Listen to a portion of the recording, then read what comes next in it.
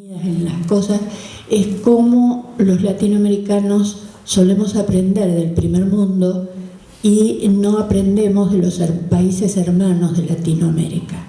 Entonces, cuando uno habla de lo que pasa en el Cono Sur, o cuando habla de lo que pasa en Colombia, o en el Cono Sur o en Colombia habla de lo que pasa en México, existe la tendencia a pensar, bueno, eso pasa allá, ¿no? Eso les pasa a los mexicanos. Como se acuerdan cuando no teníamos tanta interés en esta situación de violencia, y todo pasaba en los feminicidios de Juárez. No nos iba a llegar, queda lejos. Bueno, no pasaron tantos años. Esto que ha pasado en Colombia quizá nos sirva para pensar de otra manera cuáles son las miradas que tenemos sobre las violencias. No es tampoco una cosa excepcional. ¿En qué sentido no es excepcional? Hace unos años, ya sé que ustedes no se acuerdan, hoy en el desayuno lo charlamos con el Emiliano y él tampoco se acordaba, hace unos años el Pepe Mujica, un presidente muy querido del Uruguay, puso un plebiscito para ver si se iba a juzgar o no a los genocidas de Uruguay. Ahí no había corrupción posible, el Pepe no se cambia ni la camisa, y mucho menos el bocho, o sea que ahí no hay acusación de nada. Es un presidente muy querido, muy respetado en Uruguay y en toda América Latina. Pues en el plebiscito le votaron por el no, lo cual fue una cosa sorprendente, ¿no? Fue tremendamente sorprendente por el peso político y social del Pepe, ¿no? Y por el respeto que nos merece el Pepe, por la cantidad de exilados y muertos que tuvo por las dictaduras militares Uruguay, igual que Argentina, igual que Chile, y que en medio de todo eso la gente votara mayoritariamente en contra del juicio a los genocidas, ¿no? Este caso es el inverso, es decir, votan en contra del acuerdo de paz. Pero nos debería llevar a pensar que algo pasa con las violencias en los sujetos individuales y colectivos. Cuando hablamos de sujetos, nosotros no hablamos como psicológica y psicoanalíticamente solamente del sujeto individual. Hablamos de los sujetos colectivos, de los grupos y de los grupos sociales, que son más grandes.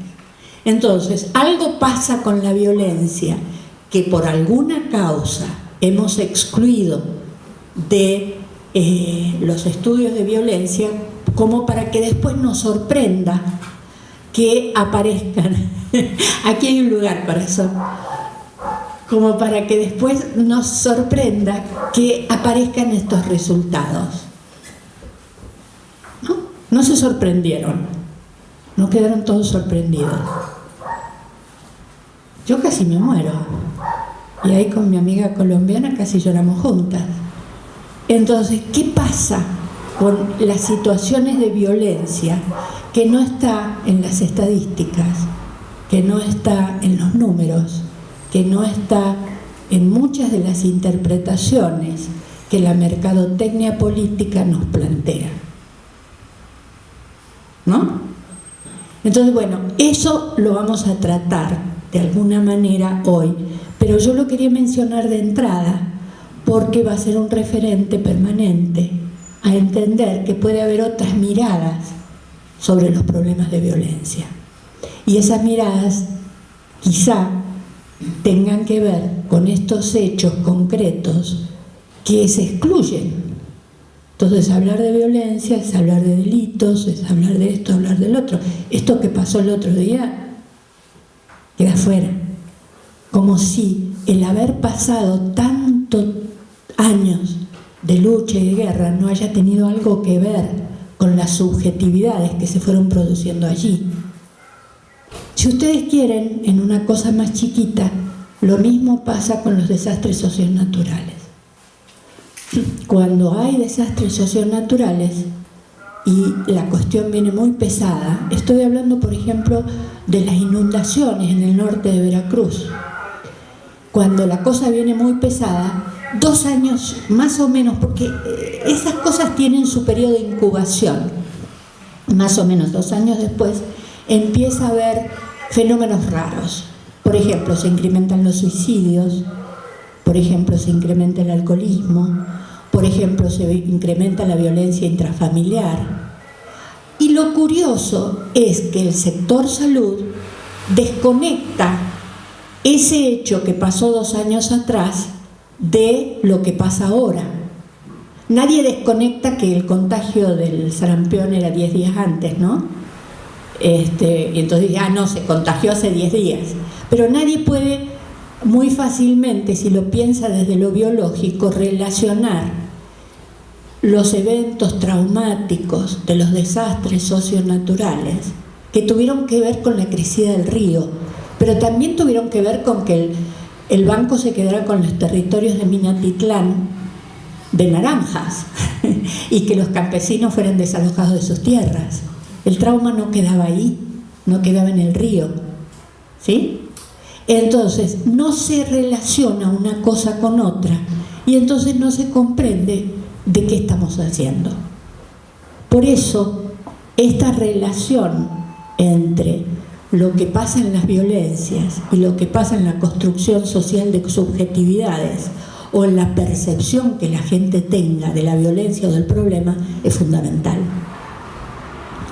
Y hoy no nos vamos a hacer así tontos de una cosa tan cercana y tan dolorosa como la que está pasando Colombia, que por otro lado consiguió bajar la violencia, los índices de violencia. Estábamos charlando hoy que vos estabas en Tijuana con la gente de Medellín y hablaban muy contentos de cómo habían bajado los índices ahí. Y sí, bajaron los índices, pero ¿y qué pasaba en la cabeza de la gente? Eso es algo que tiene que ver con qué pasa en la cabeza y qué pasa en el territorio. Porque si bien lo de Uruguay, que les mencionaba antes, y lo de Medellín, o lo de México, tienen especificidades socioterritoriales, que de esas le va a hablar él sabe eso. Yo no. Bueno, ahí vamos.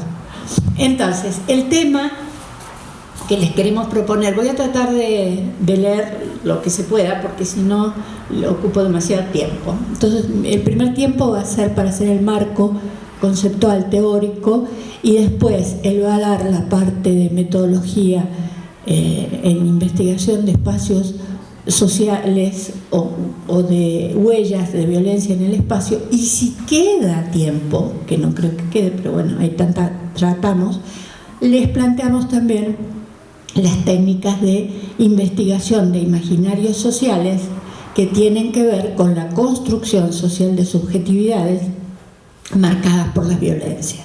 Pero bueno, eso vemos si queda tiempo, y si no, lo charlamos en la tarde o qué sé yo. Yo estoy de todas maneras acá en Jalapa. Mejor veamos lo de los espacios socioterritoriales, porque eso no lo tenemos acá. No, todavía no, después te voy avisando. Como si fuéramos equipo. Sí, porque además trabajamos en equipo en las investigaciones. Entonces, el objetivo de la exposición es discutir críticamente el dispositivo de investigación-acción participativa que nuestro equipo diseñó para explorar las prácticas sociales violentas en colonias marginales desde la conceptualización de una fase. Vamos a trabajar sobre una sola fase, que es la elaboración o la producción de la línea de base. No vamos a contarles toda la experiencia, nos pareció muy aburrido para ustedes, a nosotros nos encanta contar lo que hicimos y lo que vamos, pero mejor verlo desde la construcción de la línea de base. Me decía Citlali, y me parece pertinente, que por favor dijera qué se entiende por investigación-acción participativa, porque esto fue algo que funcionó mucho en los 70s, pero que después, ahí cuando estaban la educación popular y todas esas cosas y los trabajos en colonias, pero después se fue dejando de lado. Estamos hablando de una forma de investigación donde la intervención, de investigación-intervención, pero una investigación-intervención consensuada o trabajada con la misma población. Es decir, a nosotros nos interesa la gente y nos interesa la emergencia que implica las marcas de violencia en la construcción social de subjetividades. Pensamos que de alguna manera, si se sigue manteniendo la escalada de violencia, es porque hay subjetividades adaptadas a la misma y entonces se aceptan ese tipo de cosas como normales, ¿no? Bueno, así. Hablamos de una palabra que la construcción de la línea de base es una fase. ¿Por qué? Porque es un continuo, no es algo que uno hace al principio y después termina. Y ahora comentaremos algunos sustentos teóricos de nuestra manera de hacer investigación-acción participativa y en la segunda parte lo otro, ya lo dijimos. ¿Qué hacemos cuando nos planteamos una nueva investigación de este tipo? La primera tarea es la formación del propio equipo interdisciplinario, que consideramos nuestro sujeto investigador. ¿Por qué nuestro sujeto investigador? Porque nosotros no hablamos de objetos investigados, sino de sujetos investigados. Entonces hablamos de un sujeto investigador y un sujeto investigado. Tiene algo provocador el asunto, porque desde la concepción moderna de ciencia el sujeto siempre tenía que caer fuera, porque era la fuente de error. Nosotros pensamos que la manera de disminuir los errores es que los sujetos sean parte del análisis de lo que estamos trabajando y que si los mantenemos fuera, el error no se puede controlar. Muy bien. Entonces, lo primero que hacemos es la construcción del equipo interdisciplinario. Tenemos varias experiencias que hemos hecho donde han participado, bueno, él es arquitecto, yo soy psi, pero había sociólogos, había antropólogos, paisajistas, cineastas y geógrafas. El equipo realmente es un equipo interdisciplinario y construimos esta línea de base, que usamos línea de base en vez de diagnóstico, porque línea de base nos remite, por un lado, algunos elementos que nos van a servir para ir controlando los cambios que logremos o conozcamos, ¿no es cierto? Y en cambio, cuando hablamos de diagnóstico, a veces coagulamos los resultados, ¿no? Como cuando hacemos un cuadrito, bueno, esto es así. Es difícil que nada sea así, pero de todas maneras coagulamos estos resultados. Entonces nosotros decimos línea de base porque nos sirve de referente, pero sabemos que se va a ir modificando a lo largo del trabajo de la investigación-acción. Por otra parte, no creemos en que se hagan diagnósticos sin intervención. Solo con que ustedes vayan a campo o solo con que ustedes vayan y le pregunten a una gente: oiga, ¿y usted ahora cómo siente esto de las balaceras, de la violencia en el barrio? ¿Qué hizo? ¿No? Ya le preguntaron eso y eso ya fue una intervención. Si quieren que les diga desde el punto más obvio de por qué es una intervención, porque la violencia no se habla. Es secreto. Está prohibido, es tabú. ¿Quién sabe qué va a pasar si hablamos de eso? ¿No? O si van a pensar que desestabilizamos algo que está muy estable, como si hubiera algo estable para desestabilizar. Entonces, ¿qué pasa? Ya el hecho de hablar es eso. Y además el hecho de que la otra persona tenga que ponerse a pensar en cuáles son sus recursos y sus cambios frente a las violencias, ya es una intervención.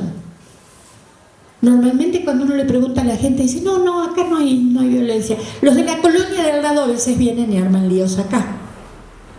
Y nosotros decimos: bueno, pero ¿y usted qué hace?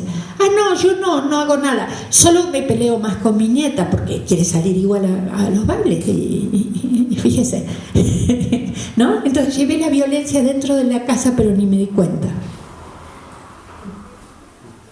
Eso es una intervención, a pesar de que yo no quiera hacer la intervención. Si ustedes retoman, por ejemplo, Bourdieu trabaja eso en La miseria del mundo, cuando dice el papel de las encuestas, ¿no? Cuando uno le hace una encuesta a una persona aparentemente neutral, con los guantes puestos, sin embargo la otra persona cuando tiene que responder a estas cosas se le mueve el piso. ¿Por qué? Porque son temas muy cercanos y muy sensibles, ¿no? Yo dije, bueno, no podemos pasar por alto lo de Colombia, y sentí que el grupo ¿no? recibió el golpe y se quedaron tratando de poner la cara y quién sabe dónde se fueron. Bueno, entonces, eso con respecto a por qué vamos tratando de hacer la dinámica de la línea de base y por qué la hacemos con todo el equipo y con toda la población que podamos. Nosotros, por ejemplo, la última es la de Fuentes de Balvanera. La anterior, que trabajamos en Iztapalapa, trabajamos en 10 colonias y trabajábamos con distintos grupos de la colonia y también incorporamos como la situación de violencia, la situación del personal institucional que estaba en campo sea para combatir la violencia o sea para tener algunas acciones de beneficio social para la población. Trabajábamos con el CEDESO de DF. Entonces trabajábamos con el personal institucional, trabajamos con la población y al mismo tiempo incluimos ahí nuestro propio equipo. ¿Por qué? Porque si bien los sujetos investigados son obviamente los sujetos de la colonia sufren, ahí se me escapó lo que pienso, los sujetos de la colonia viven el impacto que tienen las instituciones sociales, gubernamentales o no, el propio equipo y demás, y entonces esta situación de percibir qué es lo que les pasa a ellos, qué es lo que pasa en su comunidad y cuáles podrían ser las soluciones posibles para eso, es algo que no es ajeno a la gente que entra ahí. Una cosa es decir malestares subjetivos y otra cosa es decir malestares psicológicos. Porque si hablamos de malestares psicológicos ya lo estamos planteando en el orden de lo mental. Si hablamos de los malestares subjetivos, estamos hablando de cómo no hay ningún individuo humano que no esté socializado, o sea, que no tenga cosas que comparta. ¿Por qué? Porque para trabajar con sujetos humanos tenemos que trabajar con lenguaje. Y el lenguaje no es individual, el lenguaje es social. ¿Y dónde está? ¿Adentro o afuera? Está adentro de nosotros. Lo fuimos incorporando como algo propio, pero también está socialmente determinado. Bueno, nosotros trabajamos en esa franja de la subjetividad que siempre nos trae esto. Bueno, y fíjense que yo esto no lo había preparado después de lo de Colombia, sino que lo había preparado de antes, pero vuelve a aparecer Colombia, ¿no? Con este malestar que había en Chile cuando se va Pinochet. Entonces uno podría decir, bueno, qué sé yo, no lo sacaron, se fue, quedó ahí vivito y coleando, engañó a los ingleses y no pagó nada, no sé, pero Lechner lo que le dice sobre este tema es que el buen desempeño de indicadores macroeconómicos y macrosociales no produjo sentimientos de seguridad en la población y que ello remite tanto a cuestiones objetivas como subjetivas.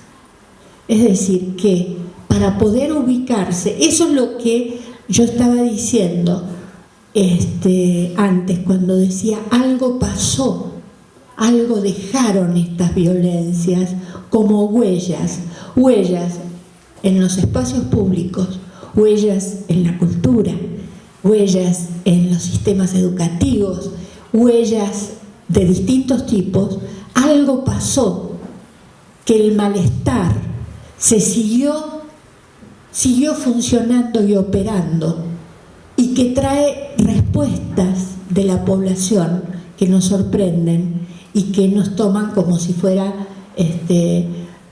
bueno, pasó eso, ¿no?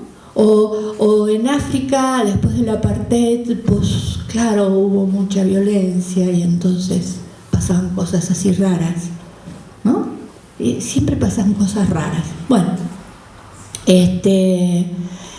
ahora, el problema para investigar esto es lograr una sistematización que rescate tanto la complejidad del objeto de estudio como la especificidad de lo aportado por cada mirada disciplinaria. O, cuando juntamos información, cada actor social va a tener su propia perspectiva del campo. Entonces, el desafío de hacer este tipo de trabajo, porque yo les estoy contando por qué lo hacemos, pero ahora viene contarles los problemas de hacerlo así. Entonces, un problema de hacerlo así es tener que integrar informaciones que vienen de distintas fuentes, que son de distintos tipos, que tienen distintas categorías, y poderlos integrar de forma tal, sistematizar, de forma tal de que nos aporten información válida para construir nuestras interpretaciones y nuestro trabajo con la situación. Entonces, para eso, nosotros tratamos de construir dispositivos. Si quieren que se lo diga complicado, les digo que usamos el concepto de dispositivo de Foucault. Pero para decirlo más claro para mí y para ustedes, es que para organizar la lectura de una realidad que siempre es caótica, aunque sea hecha con la encuesta más bonita, sin desvirtuar o cercenar sus componentes, debimos montar dispositivos adecuados a cada investigación. La investigación que hicimos en Iztapalapa no es la que estamos haciendo ahora ahí en los corredores industriales. De manera tal, a una red, esto es comillas, porque viene de Foucault, está en el diccionario de Foucault de Castro, si lo quieren ver, una red que puede establecerse entre prácticas discursivas y no discursivas, o entre determinados saberes y ciertas relaciones de fuerza, en cuyo surgimiento está puesta en juego la necesidad de resolver un problema. Es decir, ante un problema o una emergencia, vamos a tratar de ver hasta dónde podemos trabajar esta diversidad que incide y hasta dónde y cómo vamos a poder sistematizarla. Con eso no renunciamos a decir que le implementamos nuestro propio sesgo. ¿Por qué? Porque nosotros somos los sujetos investigadores y el sesgo del sujeto de investigador es inevitable. Lo que estamos diciendo es que ese sesgo lo queremos incluir cuando hacemos las interpretaciones. Incluirlo no quiere decir resolverlo, pero por lo menos es incluirlo en la posibilidad de discutirlo y de pensarlo. Para nosotros esto de la posibilidad de pensar es fundamental, porque algo que hacen las violencias en la gente, si estos últimos 40 años de trabajar estas cosas me han servido para algo, es saber que la violencia no te deja pensar. Nadie piensa con una pistola apuntándole a la cabeza. No importa que la pistola sea real o imaginaria. Lo que importa es que uno siente que le está apuntando a la cabeza. Y entonces, en esa situación, la posibilidad de pensar es el primer ataque que sufrimos de cualquier tipo de violencia. Entonces, esto lo tenemos que tratar de rescatar. La otra cosa que es una dificultad, pero esa sí es una dificultad bonita, voy a usar una cita de una metodóloga argentina que se llama Sabutu, que dice que la estructura argumentativa de una investigación está constituida por bloques teóricos unidos por una argamasa de variados grados de densidad y consistencia. Los bloques teóricos son lo que aporta cada disciplina. De eso no vamos a hablar hoy porque no tiene sentido. Lo que sí vamos a hablar es la argamasa que une a los equipos interdisciplinarios de los que hemos sido parte. ¿Por qué digo los equipos los en plural? Bueno, porque a veces hemos hecho algunas investigaciones y hay gente de los equipos que se ha cambiado, ¿no? No son las mismas. Muy bien. ¿Me salté una hoja? Ay, lo peor es que me quedó el pensamiento. Bueno, entonces, ¿cuál sería la argamasa? ¿Cuál sería? Porque si ustedes siguen a Rolando García, que tiene un artículo muy claro sobre qué es interdisciplinariedad, cómo la interdisciplinariedad exige, a diferencia de la multidisciplinariedad, no que cada uno ponga su pedacito y después juntan y hacen un pedazo grandote, sino que cada uno aporte junto con los demás a construir, a producir su propio objeto de estudio. Entonces, el trabajar los objetos de estudio no es trabajarlo desde distintas miradas y después ver cómo las sumamos o cómo las arreglamos, sino que entre todos vamos construyendo ese objeto de estudio. Eso es parte de esa argamasa que une la estructura argumentativa de una investigación. Cuando hacemos una investigación en un equipo interdisciplinario, hay algunos elementos en los que tenemos que estar de acuerdo o que tendremos que haber usado. Por eso, el primer trabajo de hacer una investigación, acción participativa, es elaborar, trabajar sobre el equipo interdisciplinario que va a hacer esa investigación. Porque si no, no nos va a salir. Porque necesitamos ciertos acuerdos y ciertas conexiones y no podemos hacerlo así.